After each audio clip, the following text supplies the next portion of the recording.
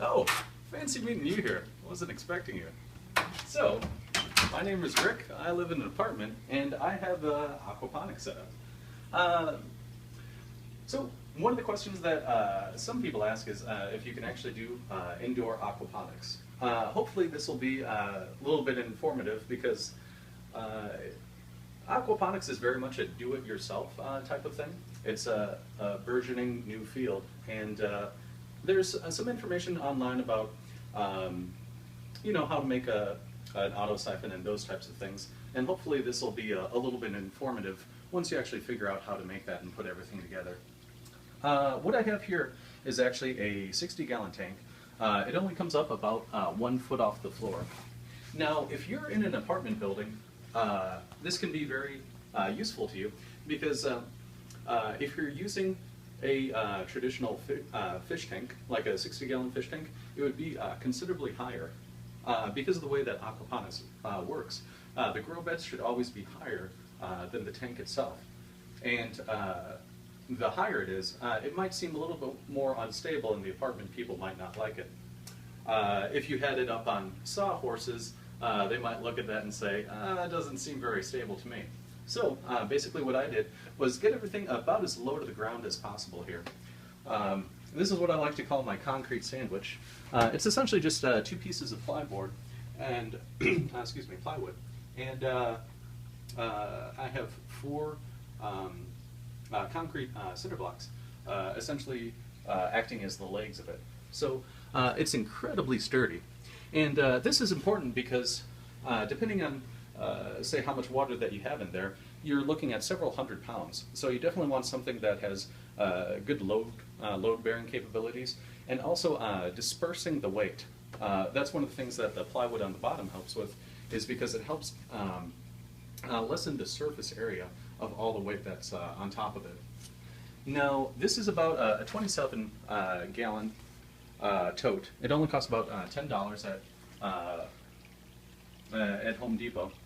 And when you fill it up with just the hydroton, like I have now, those clay pebbles used for hydroponics, those themselves weigh about 90 pounds. So when you have this 90 pounds completely empty, and then it fills with water, water weighs roughly, I think about 8.3 pounds per gallon. So you're looking at quite a lot of weight that these things have to support. And like I said, several hundred pounds. As you can see, this one's going off right now. One of the things that's a little bit unique about my setup than some of the other ones is that you'll notice I have a 45-degree bend coming off of this. Now, traditionally, when you're doing aquaponics and you have a bell siphon, when it empties out, it's essentially a straight tube coming out. The reason that I chose to do this is essentially so to minimize the effect of the water splashing coming back into the tank. If we had this as just a straight tube coming out right here, this would mean that the water would essentially be falling down. And when it falls down like that, it has more force. And so when we put the 45-degree bend on there, it really greatly reduces the sound or the noise that it makes. The other thing that you'll notice here is that these two just finished cycling at the same time. Which, happens every once in a while. It's not like they're always synchronized. But look at how close these are to the tip of the water. The closer that you can get to the end of the auto siphon to above the water means it's just going to be that much quieter. As far as the construction of these grow beds go, there are some very good places online that you can develop these. I'm essentially using a style that Murray Hallam had created.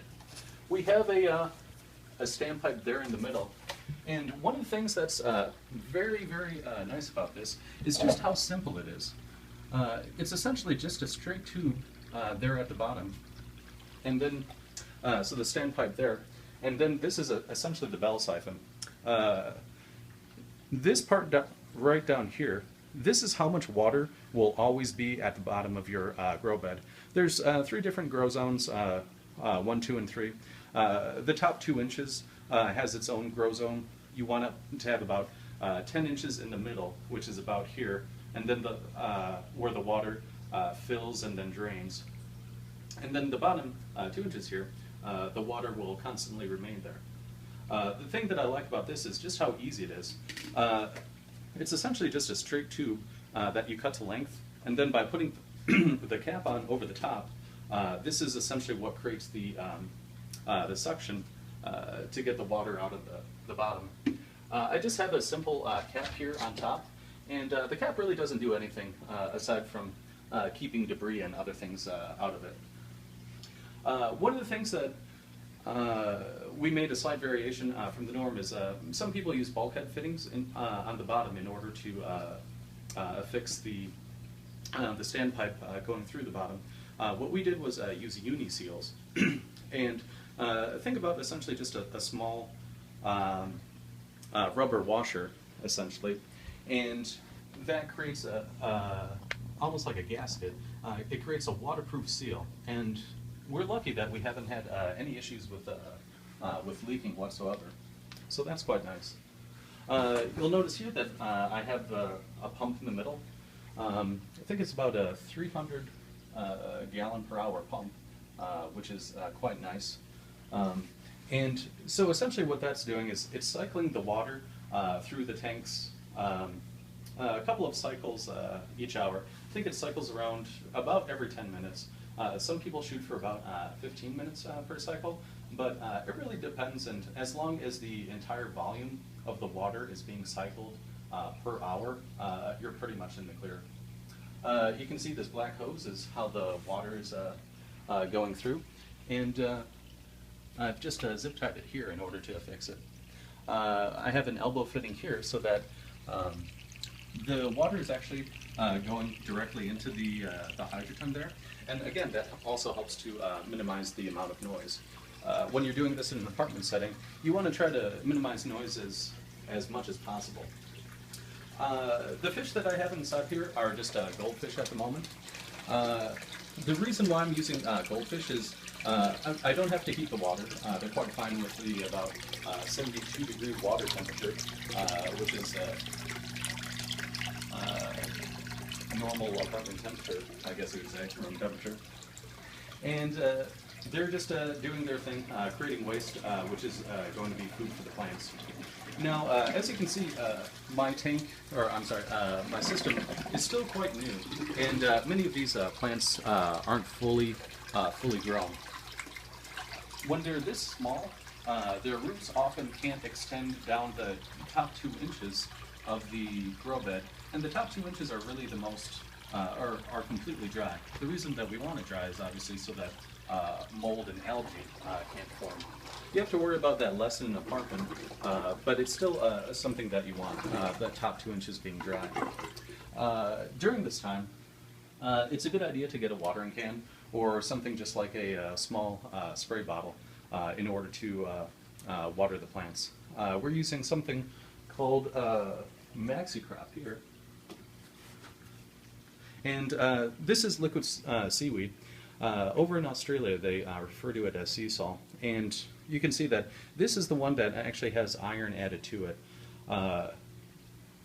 Essentially, the only nutrients that you're going to get in an aquaponics system comes through the fish food. So sometimes they can be lacking in several nutrients, such as iron, which isn't found a whole lot inside of fish food. And so we just use something like that in order to get iron into the system. You can see that I've hung my grow lights from the ceiling. I could probably add on a little bit of extra chain and get them a little lower to the plants, just so that they're absorbing as much sunlight as they can. One of the things that I did was I chose to use the hydroton, which is the clay pebbles there. And one of the biggest reason for me choosing to do that as opposed to rock is because the hydroton is slightly lighter than the rock. When you're doing things in an apartment, you know, things like noise and weight, you really have to think about. You already said that before. Yeah. Did I use the hydroton? Okay. Show them the tilapia. Yeah.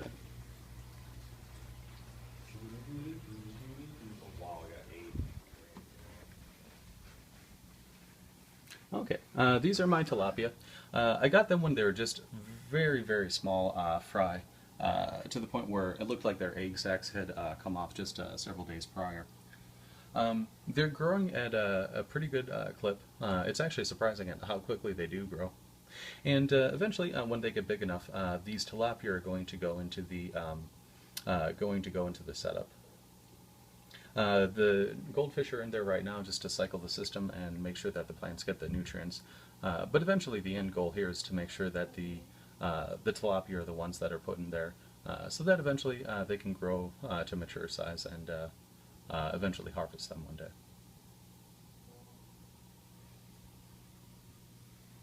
And that's about it. Hope you enjoyed my little spiel.